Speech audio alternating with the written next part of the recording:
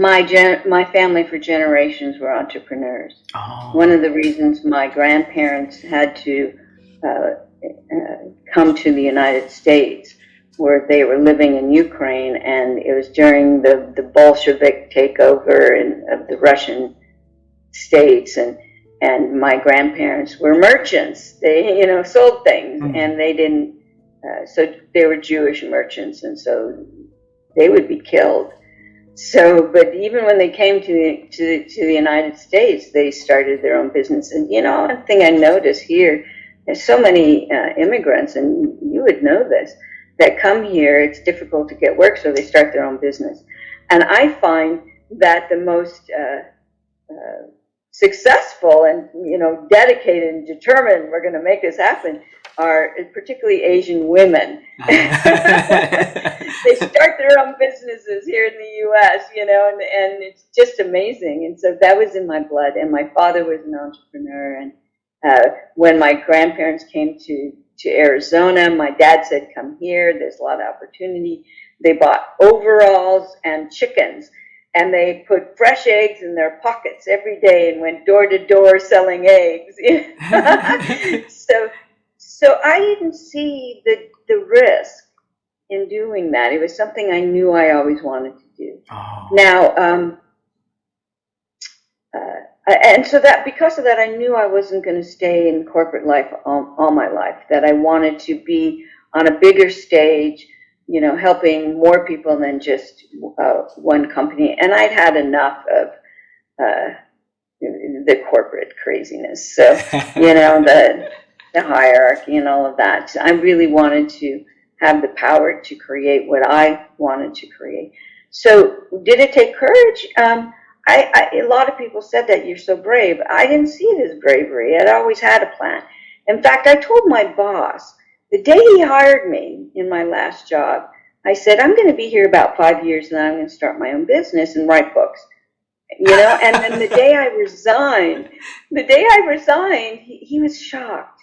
And I said, I told you 5 years ago that I wanted to start my own business and write books. And he says, but I didn't believe you because nobody does that.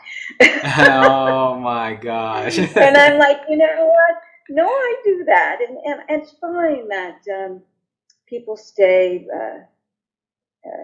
in places that if they're challenged. But again, when I talk about women, my doctoral dissertation was on smart, strong women in the workplace. And they tend to go from job to job and start their own businesses much more frequently than men. Because their great drivers are motion. I have to have new challenges. I have to keep learning. And it has to be significant. It has to be meaningful. So what I found with the women, that instead of titles and money, that it was motion and meaning. So even when I have coached, so like I was coaching this woman in China who had reached a very high level in her company, but she was bored to death. And that's what happens with a lot of women. They get very bored.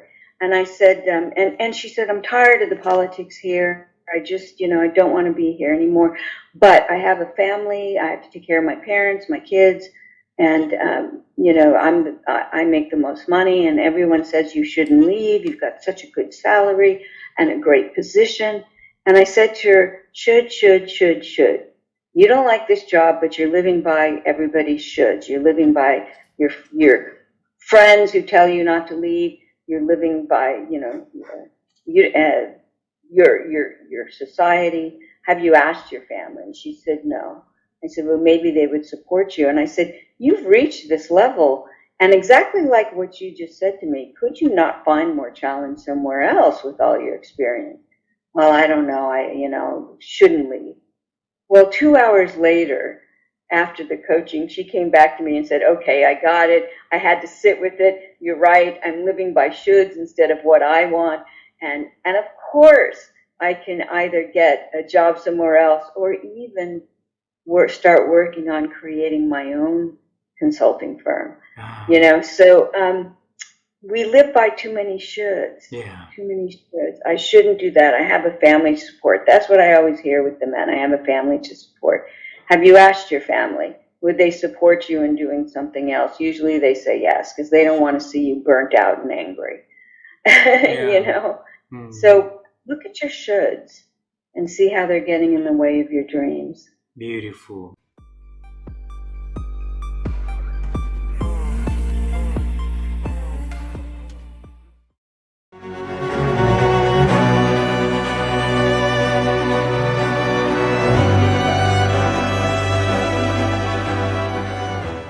You may take it as me turning it on its head,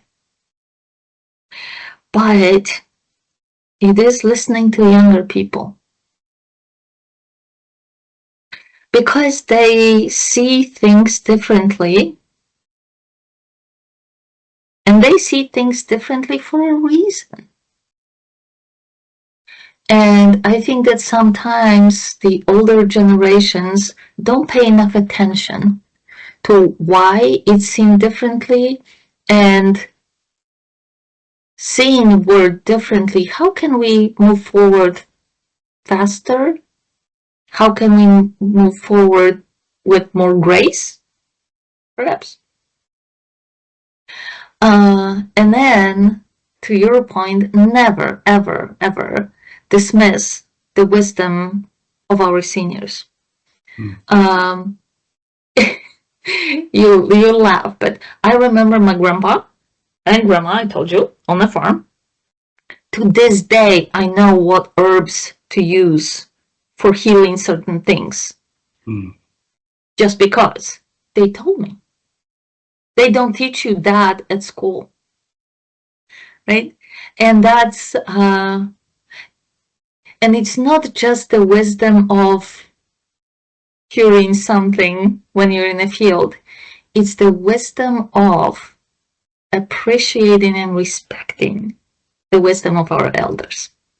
Wow. And I think that's very important. Beautiful.